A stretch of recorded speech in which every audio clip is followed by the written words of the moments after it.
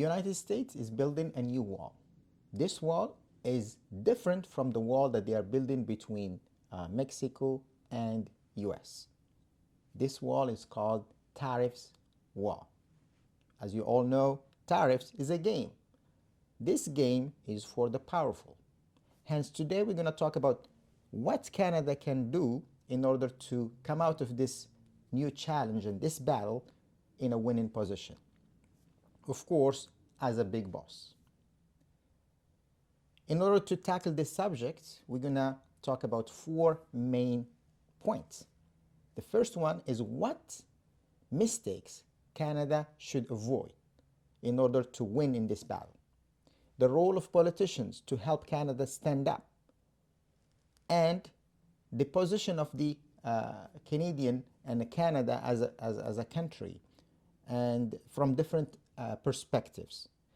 And we're going to end this video with some tactics that Canada should do in order to win in this battle. Hello everyone, my name is Eyal. I am a certified trade professional. I'm very happy to share my insights regarding this very interesting topic and the information that I have, and also some of the knowledge that I would like to share with you.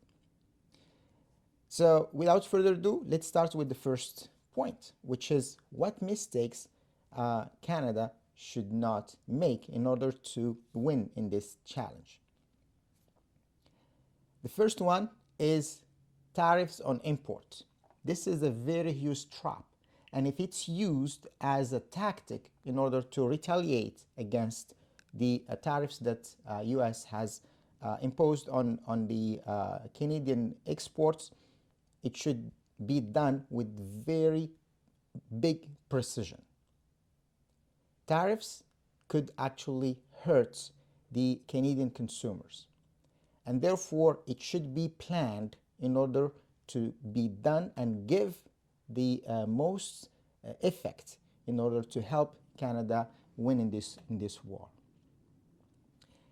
Tariffs are some sort of tax that the government collects from the importer, and of course the importer adds it as a cost to the goods that being imported, and it ends at the cashier that the consumer is going to pay when buying those goods and items. Therefore, if you tax 25% more, that means consumers will have to pay 25% more. And that's not it. As you know, the sellers or the vendors, they all time have to add what we call markup. They have to add their profit, their benefit. So if something costs $1 and they're going to import it at a $1 cost, at the border, they have to pay 25 cents on that $1. That means the cost now becomes $1.25. Now, when they are selling this product, they have to add their 30% markup. Now, the 30% markup is going to be added on the 1.25, not on $1. Therefore, the price at the cashier is going to be even more than 25% extra. Therefore, it should be used, but very, very, very intelligently, so it doesn't give that kind of bad impact on the consumers. Second thing, the buy Canadian kind of approach. This is another trap that Canada should not fall in. Yes, we want to avoid to buy US-made product. That's good. But do not go all the way into buying Canadian. Hence, now you are subsidizing Canadian product with some sort of a profit that they don't deserve as a company. So we should not go all the way buy Canadian. We should go by avoid buying US-made product and buy anything else as you wish. Buy Canadian, buy Mexican, buy Chinese, buy European, buy Asian, whatever you like to buy, you are free to do so. Why international trade is important and very beneficial for any country?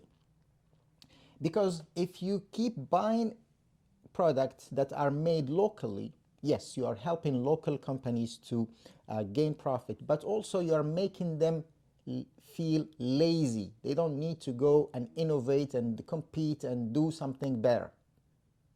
As you know, international trade is a big market where sellers and buyers are competing, are making things and trying to become better, reduce costs, become more efficient, and so on and so forth. Therefore, if you go all the way by Canadian, it's gonna make those Canadian companies lazy, and they're gonna guarantee some sort of buyers just because they feel they wanna support their country. This is a trap, and we don't want to fall in this trap. Yes, you want to support local companies, but we should do it in a very smart way.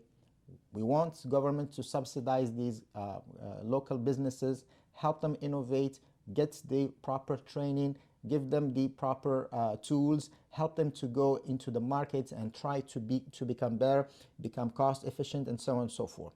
So when the Canadian buys Canadian product or Canadian made product, they're going to feel that they are really supporting a company that is not just laying on some sort of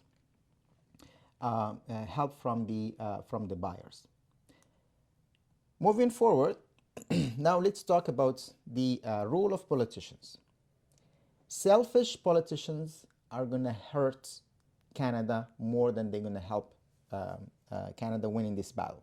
For example, calling for an early elections.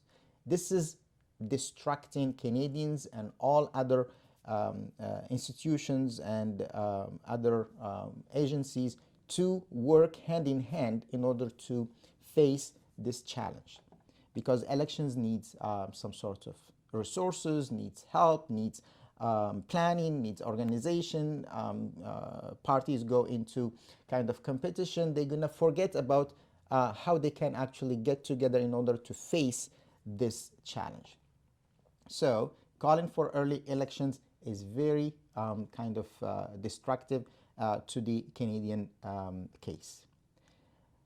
Now let's talk about the Canadian position. Canada is a very strong country. Yes. However, the way it is structured, or the way it works together, all Canadian parts work together, are making Canada depend a lot on trade with US. Therefore, we need to start diversifying our commercial partners in terms of trade, and also diversify our allies, because Canada has what the world needs: natural resources, good education system, very talented entrepreneurs, and so on and so forth. Now, what we need as a country is to restructure ourselves so we can move forward and we can compete in a world where there is severe and very hard and very harsh competition. And this is a very good lesson to be learned, that our first partner, trading partner and ally, is hurting us just because for their own self-interest. And that's another topic that I would like to talk about regarding why USA is going into this direction and not choosing to partner with its biggest trading partners to make more economic prosperity for all. Now, do not poke the bear, because Canada is really strong and has the ability to hurt the US economy, has the ability to hurt US in different facets politically. Canada can actually go ahead and say, okay, now you are kind of trying to go in that road, let's do it. I'm gonna go join EU, and I'm gonna bring EU to the doors of your borders. I can join EU and become a member of European Union, and then I can have access to more than 500 million consumers and no tariffs, and I have visa free for my citizens to travel all Europe and to work in Europe, and Europeans come work here, and we can trade with Europeans in a very free way. Canada can also choose to pick and choose what battles they want to ally or become allies with US on, for example. And that was mentioned in different speeches, that Canada has been fighting shoulder to shoulder with US troops in different battlefields, and Canadian soldiers actually died in those battles. And therefore, Canada now has the opportunity to say, I have the right to choose what direction to go politically and what battles I can actually ally with you on or not. Now let's talk about the tactics that Canada can implement in order to come out of this challenge in a winning position. First of all, try to help the exporters to go and find new markets, participate in trade shows, hire business developers from different countries, and Canada has plenty of people from around the world who speak different type of languages, from French to Spanish to Arabic to Asian countries languages, to Eastern European languages, to African languages, and so on and so forth. So Canada has the resources, human resources, to be able to go and open new market. Of course, Canada has more than 1,000 trade commissioners around the world, and these can be actually subsidized with more resources, hire more trade commissioners or coordinators or assistants, so they can help them to go open and discuss new deals and contract for the Canadian exporters. Also, of course, Canada has more than 14 trade or international trade or free trade agreements with different countries. We have Jordan, we have Chile, we have Israel, we have Colombia, we have European Union, Asian countries, from Vietnam to Philippines, and so on and so forth. We have plenty of free trade agreements with different countries. Now it's the time to go and make these free trade agreements more beneficial for the Canadian exporters. In addition to that, try to subsidize the Canadian exporters to go into trade shows, to participate, to bring also trade shows into Canada, so those countries can come and see what Canadian exporters have to offer, and so on. So in different fields, from IT to agriculture to furniture, to any kind of field that Canada has that competitive advantage in order to make things fly to other countries in a smooth way. In addition to the help of exporting Canadian product, we want also to help the importers. Now it's time for importers to find new ways to find new products, similar product that they import from US into Canada. And this is an opportunity to go and seek and search the world about what other countries they have similar product that US has at a very good price that they can import into Canada and benefit the Canadian market. Whether European product, Asian product, Middle Eastern products, Latin American product, and so on and so forth. In addition to that, now, you know, Canada, US, and Mexico, they have a free trade agreement. There is only one member in this free trade agreement who's going out of mind. Now we have two members that they can collaborate with each other, Mexico and Canada. And we can actually trade with Mexico, and Mexico trade with us a little bit more of what we've been trading with US. In addition to that, infrastructure. Now it's time to build infrastructure that can help us to export more.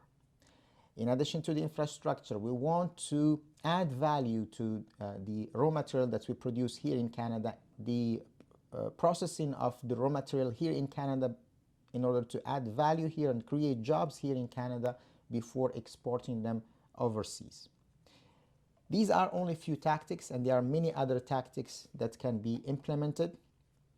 I'll come back to this topic and talk more about it in order to share knowledge and also help to kind of mitigate this kind of very challenging situation for Canada, for Canadians, for importers and exporters, and for global companies in general. With that, now it's your time to take action. I want you to subscribe to this channel. It's a very new channel. And in order to spread the word and spread knowledge and share more what we have, I need you to subscribe and also to share this content widely so it can reach to those who they make decisions and those who can actually benefit from it. Thank you so much, and I look forward to meeting you again next time.